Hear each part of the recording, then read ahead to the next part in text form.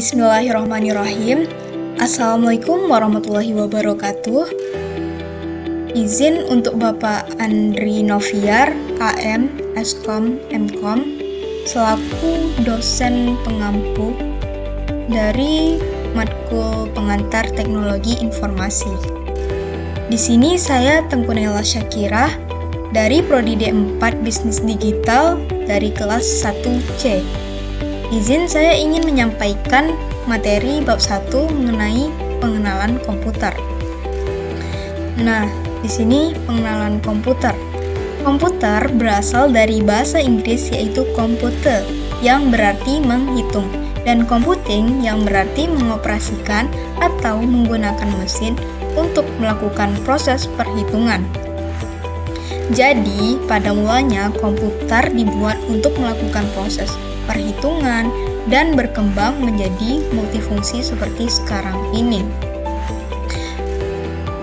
Jadi, seiring perkembangan zaman, komputer tidak hanya menghitung, tetapi juga bisa mengolah data, menyimpan data, menampilkan informasi, melakukan berbagai tugas multifungsi, multimedia, internet, aplikasi, dan lain-lainnya.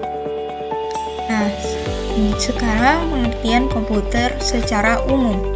Secara umum, komputer itu merupakan seperangkat alat elektronika yang dapat menerima input, memproses data, dan menghasilkan output berupa informasi yang berguna. Lanjut, ini merupakan pengenalan komputer dari generasi pertama. Ini dapat dilihat generasi pertama pada tahun 1951 sampai tahun 1958. Nah, dapat dilihat pada gambar ini merupakan menggunakan transistor yang menggunakan tabung vakum atau vacuum tube sebagai komponen utama. Ukurannya sangat besar, boros listrik, cepat panas. Nih ya, contohnya ENIAC dan UNIVAC. Nah, selanjutnya generasi kedua, yaitu pada tahun 1959 sampai 1963.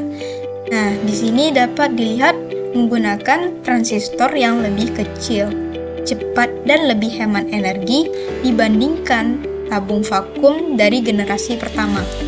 Nah, dapat dilihat ukuran komputernya mulai mengecil dan lebih stabil. Selanjutnya, ini generasi ketiga pada tahun 1964 sampai 1979.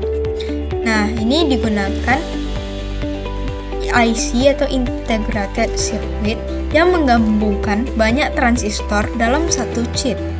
Ini komputer menjadi lebih cepat dan lebih kecil. Selanjutnya, mulai digunakan pada bisnis dan lembaga pemerintahan. Selanjutnya, ini generasi keempat pada tahun 1979 sampai tahun 1980. Ini mulai menggunakan mikroprosesor atau chip CPU lengkap dalam ukuran kecil.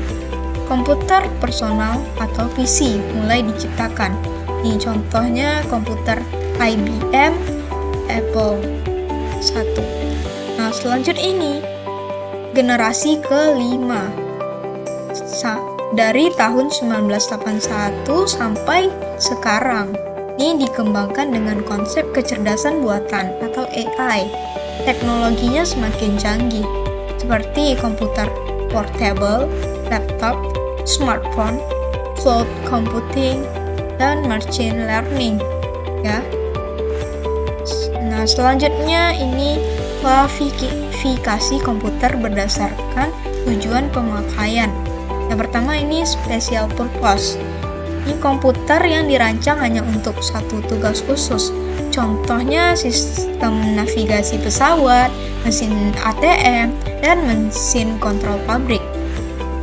Oke, lanjutnya ini pengenalan komputer dari general purpose. Di komputernya dapat digunakan untuk berbagai macam keperluan, contohnya PC dan laptop ya.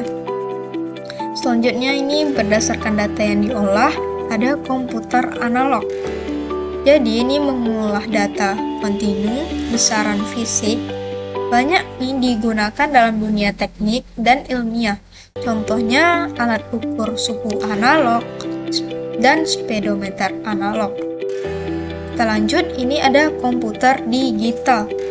Dia mengolah data distrik atau angka dan simbol. Ini adalah jenis komputer yang umum digunakan saat ini. Contohnya itu PC, laptop, dan smartphone. Nah, lanjut ini komputer hybrid. Ini dapat kita lihat, ini komputernya dia terpisah ya. Bisa layar sentuh dan ini ada untuk keyboardnya juga terpisah. Jadi ini komputer hybrid gabungan antara komputer analog dan digital. Akuratnya seperti digital, cepat seperti analog. Contohnya mesin monitoring, medis, dan sistem riset ilmiah. Oke, lanjut, ini merupakan berdasarkan ukuran kemampuan, namanya microcontroller, atau ini dapat dilihat pada gambar, digunakan untuk mengontrol suatu fungsi tertentu ya. Ini komputernya kecil yang berada dalam mesin atau alat elektronik. Contohnya seperti remote TV, mesin cuci otomatis, dan Arduino. Lanjutnya, mikrokomputer. Disebut juga komputer pribadi atau PC. Digunakan oleh satu pengguna pada satu waktu. Contohnya laptop atau desktop. Nah, lanjut, mini komputer. Ini disebut juga komputer pribadi atau PC, digunakan oleh pengguna pada satu waktu. Ya, contohnya sama, ukurannya ini lebih besar dari mikrokomputer tadi dan dapat digunakan oleh beberapa pengguna sekaligus juga, dan digunakan di perusahaan menengah ya. Nah, selanjutnya ini mainframe. Jadi mainframe ini komputer besar dengan kemampuan sangat tinggi, digunakan untuk mengolah data dalam jumlah besar. Contohnya yaitu komputer server bank, perusahaan besar. Ya, seperti itu ya. Baik, sampai sini saja penjelasan dari saya. Ini kita akhiri. Wabillahi taufik wal hidayah. Wassalamualaikum warahmatullahi wabarakatuh. Sekian dari saya. Terima kasih.